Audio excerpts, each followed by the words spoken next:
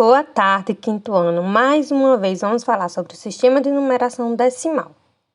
É um sistema de posição que se utiliza a base 10, ou seja, nós utilizamos 10 algarismos para representar qualquer número, ou seja, utilizamos de 10 algarismos para representar todos os números. E estes números nós agrupamos em classes, e cada classe compõe 3 ordens. E são essas ordens que definem a posição de algarismo no número. Então, vamos lá. Para os números da primeira classe, a primeira ordem é a das unidades. Para os números da segunda ordem, a ordem das dezenas. Os números da terceira ordem, a ordem das centenas. A cada 3 ordens, formamos uma classe. A nossa segunda classe, na quarta ordem, é a ordem das unidades de milhar. Quinta ordem, as dezenas de milhar. A sexta ordem, as centenas de milhar. Na nossa terceira classe, a sétima ordem é a unidade de milhão. A oitava ordem é a dezena de milhão. E a nona ordem é a centena de milhão. Como os números eles são infinitos, existem muitas outras classes de números. Se continuarmos, seria a classe dos bilhões, a classe dos trilhões e assim por diante.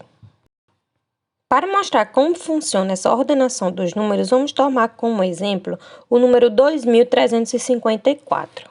Observe que, colocando na nossa tabela, podemos perceber que cada algarismo desse número compõe uma ordem.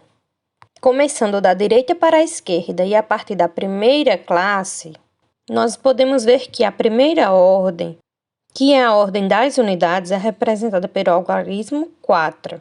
A segunda ordem, a ordem das dezenas, é representada pelo algarismo 5.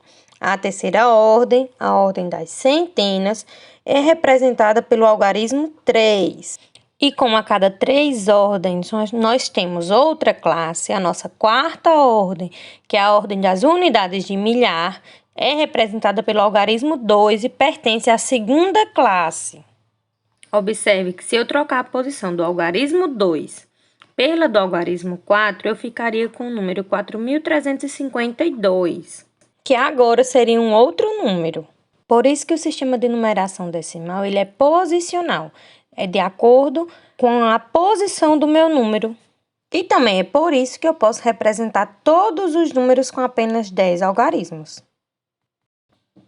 Lembrando que no sistema decimal, a unidade de medida dos números é a unidade. Ou seja, voltando para o número 2345, o número 4 são 4 unidades, o número 5, 50 unidades, ou 5 dezenas, o número 3, 300 unidades ou 3 centenas, o número 2, 2.000 unidades ou 2 unidades de milhar.